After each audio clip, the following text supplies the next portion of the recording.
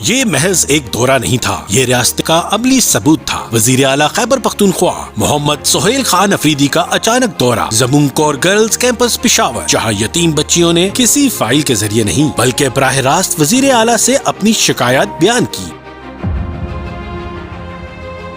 اور پھر ہوا وہی جو عمران خان کے ویژن کی پہچان ہے، فوری ریلیف اور زیرو تاخیر، چند گھنٹوں میں فیصلے اور دنوں میں نتائج۔ کپڑوں کی کمی ہو یا جوتوں کا مسئلہ، ہر بچی کے لیے نیا سلا ہوا سوٹ، موسم سرما کے کپڑے، شالیں، جرابیں اور ناپ کے مطابق بند جوتے فراہم کیے گئے۔ وزیر اعلیٰ کی ہدایت کے مطابق صفائی کے لیے ہیوی ڈیوٹی واشنگ مشین، گرم پانی کے لیے 4 انسٹنٹ گیزرز، تعلیم کے لیے اسمارٹ ٹی وی اور مضبوط وائی فائی، اور بند کمپیوٹر لیب کو دوبارہ سے فعال بنانے کے احکامات۔ ہفتے میں 2 بار بریانی اور صبح کی چائے کے معیار میں فوری اصلاح۔ سردی کا مسئلہ ہو تو حل بھی موجود، گیس نہ ہونے کے باوجود متبادل ہیٹنگ سسٹم کی منظوری۔ وزیر اعلیٰ کی ہدایت کے مطابق ہر کمرے میں لوڈو اور کیرم بورڈ، اور عمارت کے پیچھے بچیوں کے لیے جھولوں کا انتظام، سونے کے لیے 60 بستر۔ لیکن وزیر اعلیٰ کا حکم واضح، ہر بچی کے لیے الگ بستر، نئے بیڈز اور اضافی جگہ کا فوری بندوبست۔ تمام عملے کی واجب الادا تنخواہیں ستمبر 2025 تک ادا،